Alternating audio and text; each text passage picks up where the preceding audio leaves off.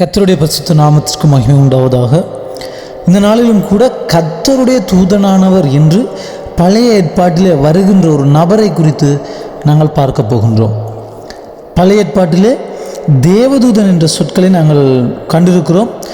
அதோடு கூட கர்த்தருடைய தூதனானவர் என்று ஒரு சொற்பதமும் பழைய ஏற்பாடிலே காணப்படுகின்றது. தேவதூதன் என்றால் யார்? கர்த்தருடைய தூதனானவர் என்றால் யார்? கர்த்தருடைய தூதனானவருடைய கிரியை என்ன? எப்பொழுது அவர் கிரியை செய்கிறார் என்ற சில காரியங்களை இந்த ஒளிப்பதிவின் மூலமாக நாங்கள் கற்றுக்கொள்ளப் போகிறோம். முதலாவது காரியமாக தேவதூதன். தேவதூதன் என்பது தேவனுடைய பணிவிடையாளர்கள் என்று வேதம் சொல்கிறது.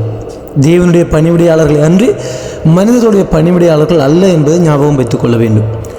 இந்த தேவனுடைய பணிவிடை ஆட்கள் என்று சொல்லப்படுகிற தேவதூதர்களை ஆங்கிலத்தில் மெசேஞ்சர் என்று சொல்லுவோம். அதாவது ஏஞ்சல் ஆஃப் த லார்ட். அதை நாங்கள் ஆங்கிலத்தில் மெசேஞ்சர், தேவனுடைய பணிவிடை ஆட்கள் அல்லது தேவனுடைய செய்தியை கொண்டு வருகிறவர்கள் என்று சொல்லுவோம். இந்த தேவதூதர்களை கவனிக்கின்ற பொழுது எபிரேய மொழியிலே மலாக் என்றும் கிரேக்க மொழியிலே ஏஞ்சலோஸ் அல்லது ஆங்கிலோஸ் என்று சொல்லப்படுகின்றார்கள். ஆகவே இந்த பணிவிடை ஆட்கள் அல்லது தேவதூதர்கள் என்று சொல்லப்படுகிற இவர்களை நாங்கள் கவனிக்கின்ற பொழுது வேதாகமத்திலே 3 நபர்களுடைய பெயர்களை மையப்படுத்தி கொடுக்கப்பட்டிருக்கின்றது. முதலாவதாக மிகாவேல், ஆங்கிலத்தில் மைக்கேல் என்று சொல்லப்படுகின்ற இந்த நபர் யுத்தத்தினுடைய அதிபதியாக வேதாகமத்திலே காண்பிக்கப்படுகின்றார். இரண்டாவது நபராக காபிரியல் என்று சொல்லப்படுகிறவர் தகவல் வழங்குகிறவராக அல்லது செய்தி வழங்குகிறவராக காணப்படுகின்றார். மூன்றாவது நபராக அதிகாலையின் மகனாகிய விடிவெள்ளி என்று சொல்லப்படுகின்ற லுசிபர் என்று அழைக்கப்படுகின்ற ஒரு நபர் காணப்படுகின்றார். அதாவது லுசிபர் என்று சொல்லப்படுவது அவருடைய பெயர் அல்ல, அதிகாலையின் மகனாகிய விடிவெள்ளி என்ற சொல்லினுடைய லத்தீன் மொழியாக காணப்படுகின்றது லுசிபர். ஆகவே இந்த 3 நபர்களுடைய பெயர் குறிப்பிடப்பட்டிருக்கின்றதோடு கூட கேருபீன்கள் என்ற ஒரு கூட்டமும் சேராபீன்கள் என்ற ஒரு கூட்டமும் பணிவிடை ஆவிகள் என்ற ஒரு கூட்டமும் குறிப்பிடப்பட்டிருக்கின்றது. வேதாகமத்திலே தேவதூதர்களை பற்றிய சில தகவல்கள், அதாவது எபிரேயரின் புஸ்தகம் 1வது அதிகாரம் 14வது வசனம் தேவதூதர்களை பணிவிடையாளர்களாக காண்பிக்கின்றது. ஜோபுவின் புஸ்தகம் 38வது அதிகாரம் 7வது வசனத்திலே பூமி உருவாக்கப்படுவதற்கு முன்பாக தேவபுத்திரர்களாக இருந்தார்கள் என்று சொல்லப்படுகின்றது. மற்றும் நாம் பார்க்க முடியும் வேதாகமத்திலே நல்ல மற்றும் கெட்ட தேவதூதர்களை பற்றி வேதம் காண்பிக்கின்றது. அதோடு கூட கெட்ட தேவதூதர்கள் என்று சொல்லப்படுகிறவர்கள் பரலோகத்தினுடைய பதவியை இழந்து போனார்கள். ஆகவே இன்னும் தேவதூதர்களை பற்றி அநேக விடயங்களை கூறிக்கொண்டு போகலாம். இந்த ஒளிப்பதிவிலே தேவதூதனை விட கர்த்தருடைய தூதனானவர் என்பவர் முக்கியப்படுத்தப்படுகிறபடினாலே தேவதூதன் என்ற காரியத்தை நான் சுருக்குகிறேன். உங்களுக்கு தேவதூதன் என்ற காரியத்தை இன்னும் விளக்கமாக வேண்டும் என்றால் கொமெண்ட் பகுதியிலே தேவதூதன் என்று டைப் செய்து கொமெண்ட் பண்ணுங்கள். நான் உங்களுக்காக தேவதூதன் என்ற ஒரு ஒளிப்பதிவை உங்களுக்கு செய்து வழங்க விரும்புகிறேன். அடுத்த பகுதியாக கர்த்தருடைய தூதனானவர்.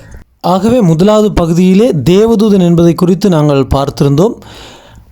இந்த ஒளிப்பதினுடைய 2வது முக்கியமான பகுதி கர்த்தருடைய தூதனானவர். யார் இந்த கர்த்தருடைய தூதனானவர் என்று நாங்கள் கவனிப்பதற்கு முன்பதாக வேதாகமத்திலே எந்த சந்தர்ப்பங்களில் அல்லது எந்தெந்த சந்தர்ப்பங்களில் கர்த்தருடைய தூதனானவரை குறித்து வேதம் பேசுகிறது அல்லது வேதம் காண்பிக்கின்றது என்பதை நாங்கள் கவனிக்க வேண்டும். முதலாவதாக ஆதியாகமம் 16வது அதிகாரத்திலே ஆகார் சாராளினால் துரத்தி விடப்படுகிற சந்தர்ப்பத்திலே முதல் முறையாக கர்த்தருடைய தூதனானவர் என்று தரிசனமாகின்றார். 2வது சந்தர்ப்பமாக ஆபிரகாம் ஈசாக்கை பலி செலுத்துகின்ற பொழுது ஆபிரகாமே பிள்ளையாண்டான் மேல் கைபோடாதே என்று தூதனானவர் கூப்பிடுகிற ஒரு சத்தம் கேட்கின்றது. அதற்கு பின்பதாக யாத்ராகமம் 3ஆம் அதிகாரம் 2வது வசனத்திலே மோசே வனாந்திரத்திலே ஆடுகளை மீத்து கொண்டிருக்கின்ற பொழுது ஒரு முட்செடி எரிந்து கொண்டிருக்கிற காட்சியிலே தரிசனமாகி மோசையோடு பேசுகிறது கர்த்தருடைய ஆவியானவர். அதற்கு பின்பதாக இஸ்ரவேல் மக்கள் எகிப்திலிருந்து பயணம் செய்து கொண்டிருக்கின்ற பொழுது பார்வோனுடைய சேனை அவர்களை நெருங்கி வந்ததினாலே இஸ்ரவேலுக்கு முன்பாக பயணம் செய்து கொண்டிருந்த கர்த்தருடைய தூதனானவர் அவர்களுக்கு பின்பதாக வந்து ஒரு பாதுகாப்பாக இருக்கிறார் என்பதை நாங்கள் கவனிக்க முடியும். அடுத்ததாக எண்ணாகமம் 22வது அதிகாரம் 22வது வசனத்திலே பிலேயாம் என்று சொல்லப்படுகிற தீர்க்கதரிசி இஸ்ரவேல் மக்களுக்கு விரோதமாக சபிப்பதற்காக சென்று கொண்டிருக்கின்ற பொழுது கர்த்தருடைய தூதனானவர் உருவிய பட்டயத்தோடு நின்று வழி வழிமறிக்கிறதை நாங்கள் காணக்கூடியதாக இருக்கும். நியாயாதிபதிகளின் புஸ்தகம் 6வது அதிகாரம் 11வது வசனத்திலே கிதியோனை சந்தித்ததும் கர்த்தருடைய தூதனானவர், மனோவாவை சந்தித்து சிம்சோனை பெற்றுக்கொள்வீர்கள் என்று ஒரு தீர்க்க தரிசனமாக அவருக்கு வாக்கு கொடுத்ததும் கர்த்தருடைய தூதனானவர். ஏன் ஏசாயா தீர்க்க தரிசன புஸ்தகம் 63வது அதிகாரம் 9வது வசனத்திலே தேவனுடைய மக்களாகிய ஜனங்கள் பிரச்சனைப்படுகின்ற பொழுது அவர்களை மீட்டுக்கொள்வதற்காக கர்த்தருடைய தூதனானோர் வருவார் என்று தேவனுடைய வார்த்தை தீர்க்க தரிசனமாக இருக்கின்றது. ஆகவே எங்கெல்லாம் தேவ பிள்ளைகள் ஒடுக்கப்படுகிறார்களோ, எங்கெல்லாம் தேவ பிள்ளைகள் உபத்திரவத்திற்கு முகம் கொடுக்கிறார்களோ, எங்கெல்லாம் தேவ பிள்ளைகள் ஆபத்துக்கு முகம் கொடுக்கிறார்களோ, பிரச்சனைகளுக்கு முகம் கொடுக்கிறார்களோ, அங்கெல்லாம் தேவ பிள்ளைகளை விடுவிப்பதற்காக வருகின்ற அந்த நபர்தான் கர்த்தருடைய தூதனானவர்.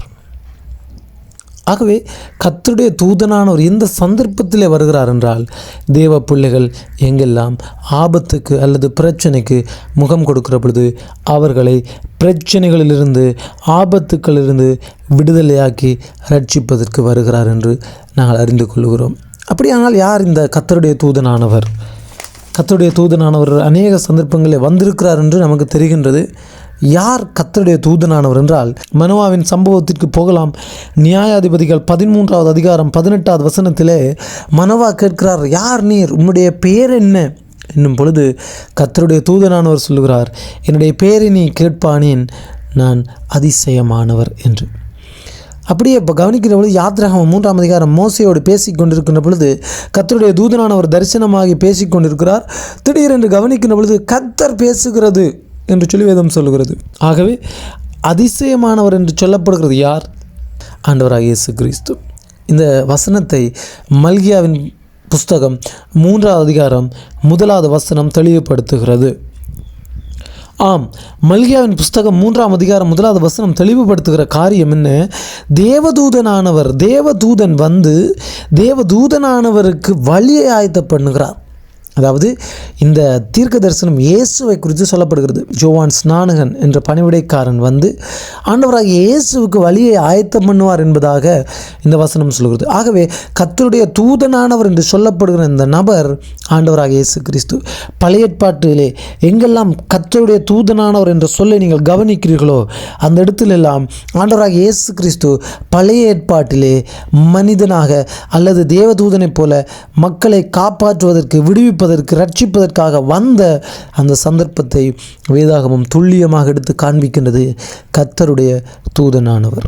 இந்த செயற்பாட்டினை ஆங்கிலத்திலே கிறிஸ்டோபனி என்று சொல்வார்கள். ஆகவே ஆண்டவராக இயேசு கிறிஸ்து தான் கர்த்தருடைய தூதனானவராக பழைய ஏற்பாட்டிலே வந்திருக்கிறார். கர்த்தருடைய தூதன் யார் என்பது உங்களுக்கு விளங்கி இருக்கும்.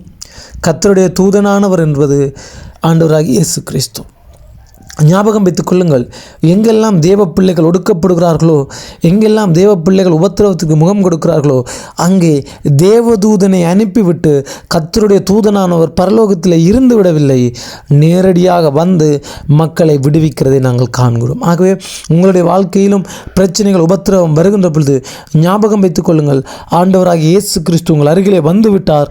அவர் உங்களுக்கு விடுதலை தர போதுமானவராக இருக்கிறார் என்பதை கர்த்தர் தாமே உங்களை ஆசீர்வதிப்பாராக. ஆமேன்.